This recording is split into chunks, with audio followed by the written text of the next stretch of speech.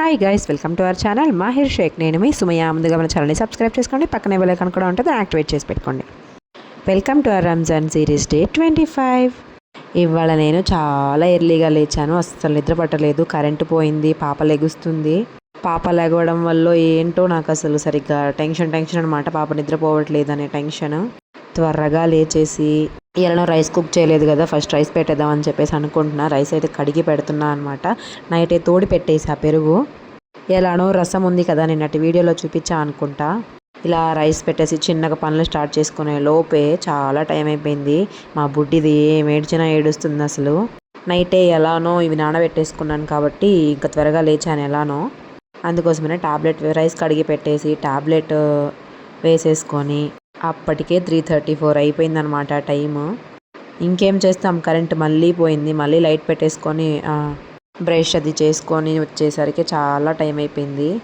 ఇంకేం చేస్తే ఆ రైస్ మధ్యలో ఆగిపోయిందనమాట. ఇంకా మళ్ళీ పొయ్యి మీద పెట్టేసి మళ్ళీ కుక్ చేసుకొని, అందుకే ఇలాంటి టెన్షన్. మళ్ళీ బై మిస్టేక్ 10 minutes to 5 అలా లేచాను కదా మొన్న మధ్య. అలా కనుక లెగిస్తే పరిస్థితి ఏంటి అని చెప్పి భయపడ్డా. అందుకోసమనే మళ్ళీ ఇవాళ ఎందుకో ఎలానో నిద్ర రాలేదులే అని చెప్పేసి లెగించాలండి. అసలు అది మెయిన్ పాయింట్.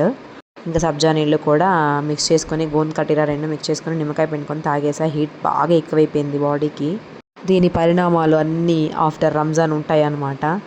ఇంకా పొద్దున లైటర్ అస్సలు పనిచేయట్లేదు. ఇంకా అగ్గిపెట్టెకి పని చెప్పే టైం వచ్చేసింది. అందరి ఇళ్ళల్లో గ్యాస్లు అయిపోతుంటే మా ఇంట్లో లైటర్ పని అయిపోయింది. ఆ తర్వాత ఇంకా మా బుడ్డిది లెగిచింది. ఇంకా నమాజ్ చదువుకుంటుంటే వచ్చి ఒకటే ఏడవడం. ఇంకా నాకు అసలు మైండ్ పని చేయట్లేదు. ఎందుకు ఏడుస్తుందో తెలియట్లేదు. ఆకలేసి ఏడుస్తుందో తెలియట్లేదు. నిద్ర సరిపోకుండా ఏడుస్తుందో తెలియట్లేదు. ఇంకా టైం వచ్చేసరికి 4:15 దాటింది. మేడం గారిని సముదాయించుకొని కొంచెం చెప్పుకునేసరికి 4:20 దాకా అయిపోయిందనమాట. టైం చూడండి ఎలా ఏడుస్తుందో అసలు. మదర్స్కి ఇదే అనమాట ప్రాబ్లమ్ సెహరీ టైమ్స్లో. ఇప్పుడు టైం సరికి 4:24 అయిపోయింది. ఇంకా చిన్నగా వాళ్ళ డాడీ డైవర్ట్ చేసేసారు. వాళ్ళ డాడీ కూడా లేచారు. ఇంకా పాప ఏడుస్తుంటే లేక ఏం చేస్తారులేండి.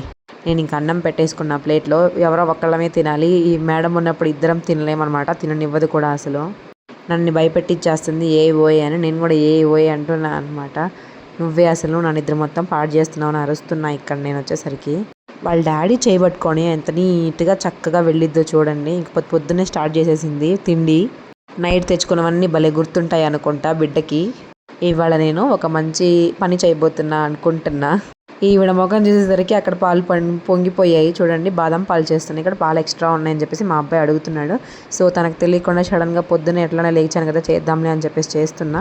ఈ పాలు కొంచెం నేను కాఫీకి తీసుకొని అన్ని పాలు బాబు కోసం అని చెప్పేసి తీసుకుంటున్నా అనమాట. బాదం పాలు చేసేసా. Just miss. అప్పుడు దాకా అక్కడే నించున్నాను. మేడం గారు వచ్చింది. ఇంకా నవ్వుతా ముచ్చట్లు చెప్పింది. అక్కడ పాలన్నీ పోయాయి. ఇంకేం చేస్తాంలేండి. ఇంకా తిన్న తర్వాత మెస్సీగా ఉంటుంది ఇంకా అన్నీ. ఇంకా వేరే పాల ప్యాకెట్ ఉందిలే కానీ ఇప్పుడే ఎందుకులే అని చెప్పేసి వేడి చేయలేదన్నమాట. తోడుపెట్టినవి పెరుగు అవన్నీ సర్ది, ఈ టబ్బులో అంట్లన్నీ సర్ది, ఈ అంట్లన్నీ కడగాలి ఇప్పుడు. చుక్కలేరా నాయన. అలా చిటిక వేస్తే ఇలా అయిపోతాయి అనుకుంటాం, కానీ మనం కడిగితేనే అయిపోతాయి. తర్వాత సెహరీ అయిపోయిన తర్వాత చక్కగా 5 స్టార్ట్ చేసేసా. ఆల్రెడీ పని అంతా చేసేసుకున్నా.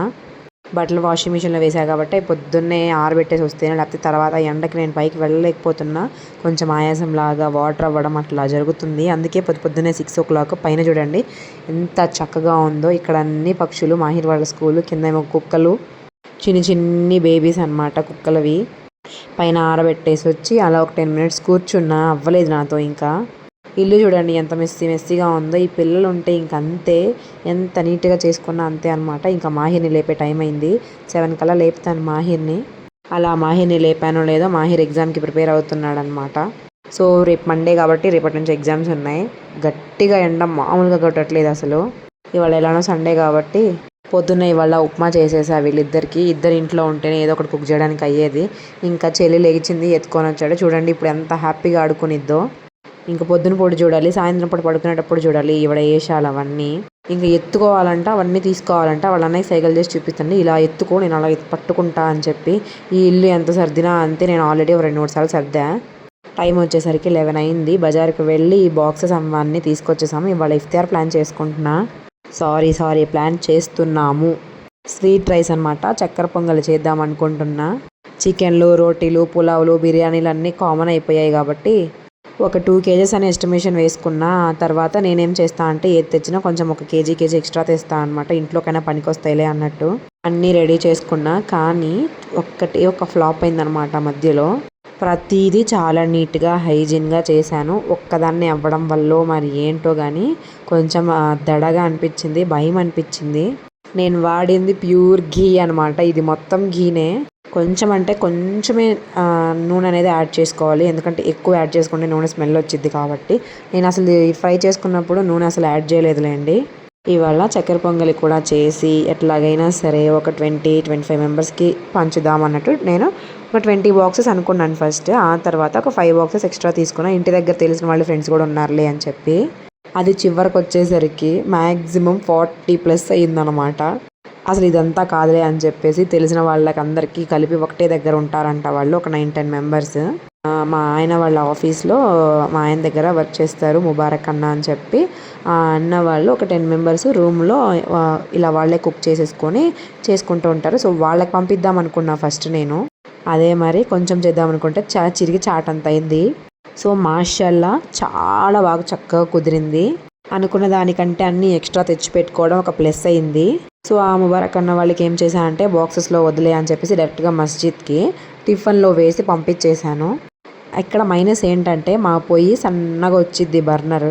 దానివల్ల 1:30కి స్టార్ట్ చేస్తే 5 దాకా పట్టింది. 2.5 kgs రైస్. నేను ఒక హాఫ్ కేజీ రైస్ ఎక్స్ట్రా తెచ్చాను. ఇక్కడ బెల్లం కరగబెట్టేసాను అనమాట ఫస్టే. ఇవన్నీ చిన్నగా కట్ చేసుకొని ఫ్రై చేసుకునే లోపు ఎసురు పెడదాం అనుకున్నా, కానీ కుదరలేదు. తర్వాత చిన్నగా రైస్ వేసిన తర్వాత ఇదిగోండి పాత్ర సరిపోలేదు. దడ మామూలు దడ కాదు, గుండెలో గబీల్ అన్నది అసలు నాకు. ఏం చేయాలో అర్థం అవ్వలా. Every problem has a own solution కదా. ఒక 10 minutes కూర్చున్నా అంతే, ఇంకా ఏం అర్థం అవ్వక తర్వాత రెండిట్లో కుక్ చేశాను అనమాట, హాఫ్ చేసి. ఇదిగోండి నేను అది కుక్ చేసే లోపు ఇక్కడ మా ఇంటి పరిస్థితి ఇదనమాట. అది తిని ఇది తిని ఆ బట్టల మడత పెట్టడానికి నాకు ముహూర్తమే కుదరలేదు. మా పాప నిద్రపోయింది ప్రశాంతంగా, అందుకే మా వారు ఊపి పడుకోబెట్టేశారు. ఇంకా రైస్ పైకి వచ్చేసిందని చెప్పేసి 1.5 kg పాత్ర ఒకటి ఉంటే అందులో హాఫ్ రైస్ తీసి అందులో వేరే కుక్ చేశాను. మిగతాది పెద్ద పాత్రలో కుక్ చేశాను అనమాట బగోనాలో. ఇంకా డ్రై ఫ్రూట్స్ అవన్నీ హాఫ్ ఏమో ఎసురులో వేసేసా, హాఫ్ ఏమో పైన వేసేసా అనమాట. నిజంగా లిటరల్లీ చాలా బాగా కుదిరింది, అస్సలు ఎక్స్పెక్ట్ చేయలేదు. రెసిపీ మాత్రం అడగొద్దబ్బా, నేనే ఎస్టిమేషన్ అటు ఇటు అవి చేసేసా, కానీ పర్ఫెక్ట్గా కుదిరింది. ఇంకా మళ్ళీ డిన్నర్ ప్రిపరేషన్స్ చేయాలి కదా, చేయక తప్పిద్దా చెప్పండి. ఇవన్నీ బాక్సులు పంపించేసేసి ఇంకా మా హస్బెండ్ 4:30కే వెళ్ళి ఇచ్చేసి వచ్చారు అందరికీ. ఆయన వచ్చేసరికి 6 అయింది. ఆయన వచ్చేసరికి ఇల్లు మొత్తం గలీజ్ నూనె నెయ్యి అన్నీ పడి. ఇంకా ఇఫ్తార్ కోసం లెమన్ వాటర్, కొంచెం పొంగలి, ఇంట్లో కొంచెమే తీసుకున్నానులేండి, ఇంకా ఎక్కువ ఉన్నాయి ఎవరు తినరు ఎందుకులే, ఒకళ్ళకన్నా ఎక్స్ట్రా వస్తే రోజా ఇఫ్తార్ చేయడానికి ఇంకొకళ్ళకి ఎక్స్ట్రా వస్తుందిలే అన్నట్టు అనమాట. ఇంకా కొంచెం లెమన్ వాటర్, కొంచెం పొంగలి, ఇంకా పప్పాయ ఉంటే కట్ చేసి పెట్టేసా. ఫ్రూట్స్ యాజ్ యూజువల్, మీకు తెలిసిన విషయమే, ఫ్రూట్స్ ఉండాల్సిందే ఏదో ఒకటి మా ఇంట్లో. మేము కూడా ఉండంగా ప్యూర్ బెంగళూరియన్స్ అయిపోతున్నామేమో అనిపిస్తుంది. బయట చూస్తే వెదర్ చాలా బాగుంది, అసలు ఎంత కూల్గా ఉందో. కొంచెం సేపు కిందకు వెళ్ళి వచ్చేసరికి 9:30 అయిపోయింది. ఇఫ్తార్ చేసుకొని వచ్చేసరికి 9:30 అయిపోయింది. మధ్య గ్యాప్లో చాలా పనులు చేసుకున్నా. పిల్లలిద్దరికి స్నానం చేపించేసి ఫస్ట్ ఇవాళ మామూలు రైస్ తినిపించట్లేదు, ఈ రైసే తినిపించేస్తున్నా, స్వీట్ రైస్.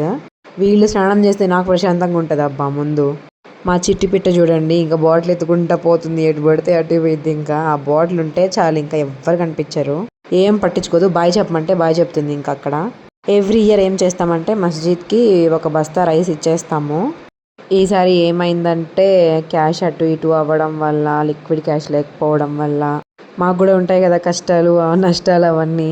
సో ఇంకా లేట్ అయిపోయింది. ఇదంతా ఎందుకులే, మనం కూడా చేత్తో చేసిస్తే అదొక హ్యాపీనెస్ కాబట్టి.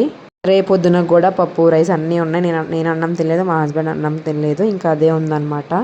సో ఇవాళ డే ఇలా గడిచిపోయింది. ఇన్నర్ ఫీలింగ్ అయితే సోల్ఫుల్ అయిపోయింది అనమాట. Thank you so much for your support and concern on me. ఇంకేంటి ఇంకా చూస్తున్నారు మరి, సబ్స్క్రైబ్ చేసుకోవచ్చు కదా. Thank you.